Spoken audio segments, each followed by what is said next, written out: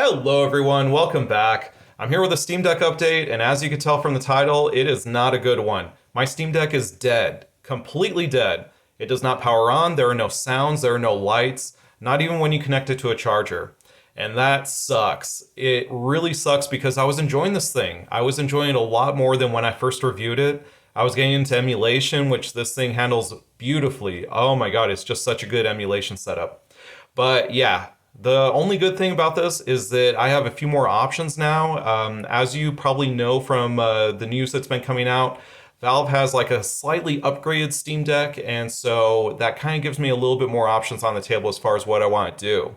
I cannot send this thing in for repair. I mean, I could, but it probably wouldn't be worth it because, as you can see from the title, it's out of warranty. It's been 18 months since I got this. I believe the warranty period for Valve is 12 months. And so while I could send it in, it probably wouldn't make sense financially to do that. They're going to charge me an arm and a leg because this thing, I think it's just totally dead. Something probably wrong with the motherboard. Alright, let me tell you guys how this happened, and I hope you're going to come to the same realization that I did, that this is not my fault. This all started when I saw a 1TB SSD on sale. It specifically said that it was Steam Deck compatible, and I've been wanting to upgrade the Steam Deck because the storage is always running low. I have the cheapest model, it only has 64 gigs of storage, but in reality that's only like 50 gigs, and half the time whatever is left is taken up by like these Proton downloads and bullshit like that. So I felt this upgrade was long overdue, I went ahead and bought it, and I figured I can install it myself, how hard can it be? I've opened up electronics before, I've worked on PCs, I can do this. Now, I should have recorded this process, but I didn't expect to make a video about it. So many people have done this swap before, it's old news, I figured it wouldn't be interesting or worth making a video about. This is routine stuff. So I should let you know that the footage you're seeing right now, this is old footage from my first review. I am going to use some of that footage to help illustrate exactly what happened, but again, this is not actual footage from the incident, this is old stuff.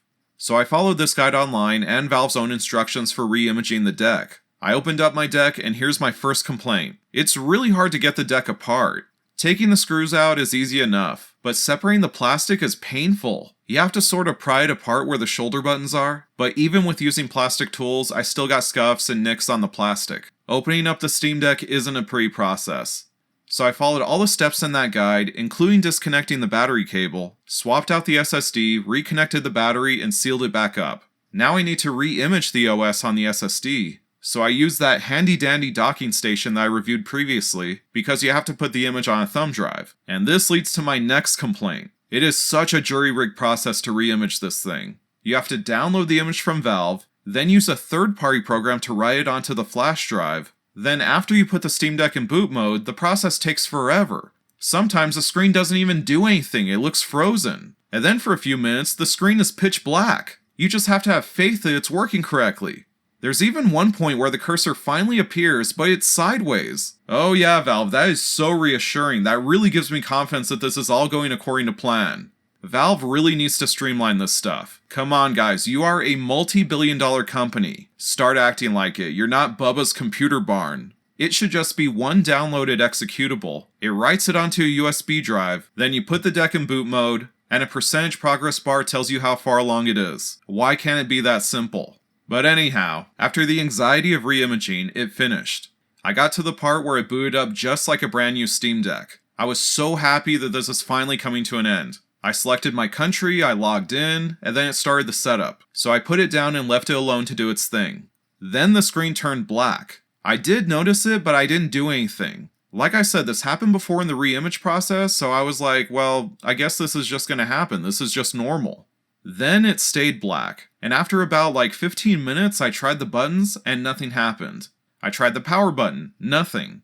I tried connecting the charging cable, nothing. And that's when I realized, oh crap, something's gone wrong. I tried other remedies online for brick decks. I tried holding power with the volume up, holding volume up and the 3 dots button, nothing worked. And then I finally accepted that this thing is dead. It's out of warranty, which is probably the dumbest thing I did. Had I known that this could happen, I would have only done it within the first year. But like I said, swapping the SSD is so common, I felt that there's really no risk in doing it.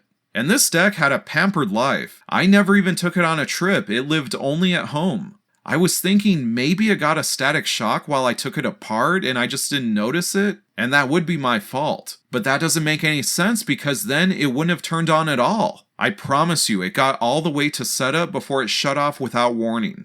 Either way, I'm stuck with a brick. My only hope to save it was to open it up and see if maybe something just got knocked loose. So I opened it up again to look around. Everything looked in order.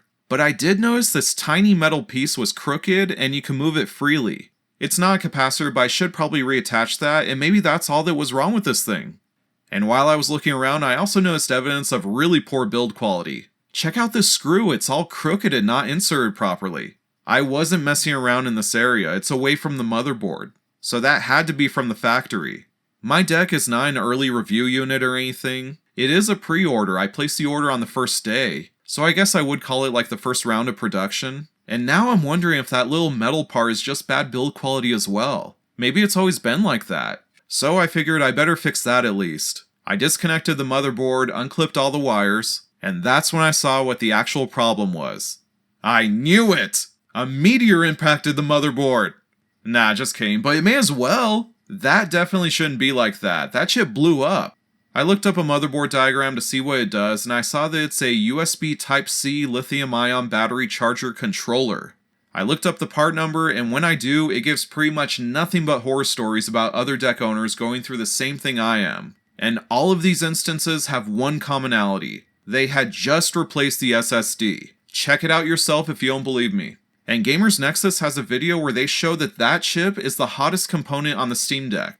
So from what I read, apparently, if you replace the original SSD with an aftermarket one that has different power requirements, it overloads the chip and kills the deck. I've read enough. Feel free to do your own research as well. I firmly believe that this is a known design fault on Steam Decks. On the newer units, they don't even have that same chip anymore. I truly wonder how many times this has happened, but during the warranty period, so Valve was able to keep it under wraps. I won't be surprised to hear about this more frequently as time goes on and people buy used models and replace the SSD.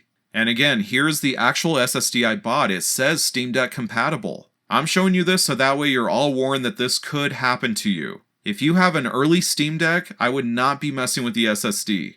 So what are my options now? Well, again, I am outside the year-long warranty period. And after discovering what the actual issue was, I'm glad I didn't send it in. I'm sure Valve would respond telling me that it needs a new motherboard and the price is going to be like $10 less than a new deck. Now, the chip itself can be bought fairly cheaply, but I've taken this motherboard to several local repair shops and no one wants to try the replacement job.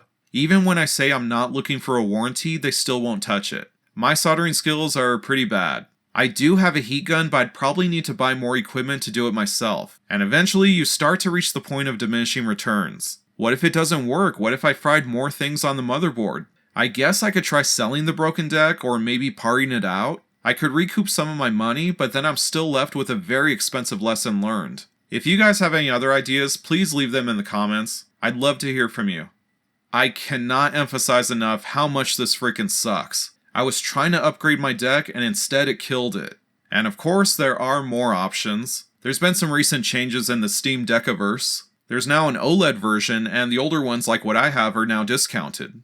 So then this thought entered my mind. Why not just get a new deck, and then sell or part out the old one to help fund it? But I gotta say, this experience has left a bitter taste in my mouth. Let me be real, this feels like I was sold a shit product with shit parts and shit build quality. As much as I was enjoying it before, I do not feel like buying another Steam Deck right now. I hate throwing good money after bad. If I had bought a brand new car and after I installed an aftermarket stereo the engine blows up, I would never buy a car from that company ever again. In fact, I would push it all the way to the dealership and set it on fire. That's how I feel about the Steam Deck right now.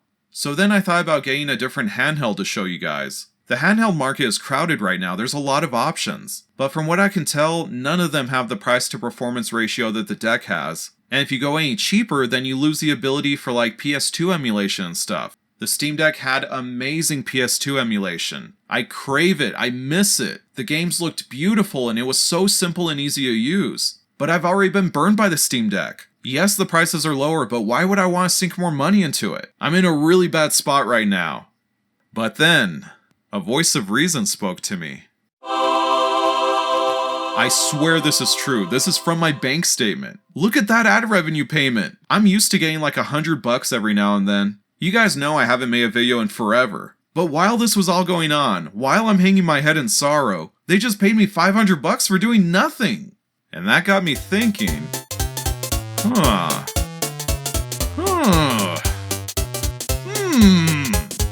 Oh. Boys, we're getting an OLED Steam Deck. I have never received a more clear message from the Almighty. God wants me to participate in mindless consumerism. But Valve, you have a lot of ground to make up with me. The OLED deck better blow my socks off. And I'll let you guys know if it does. Thank you guys for watching. I'll see you next time.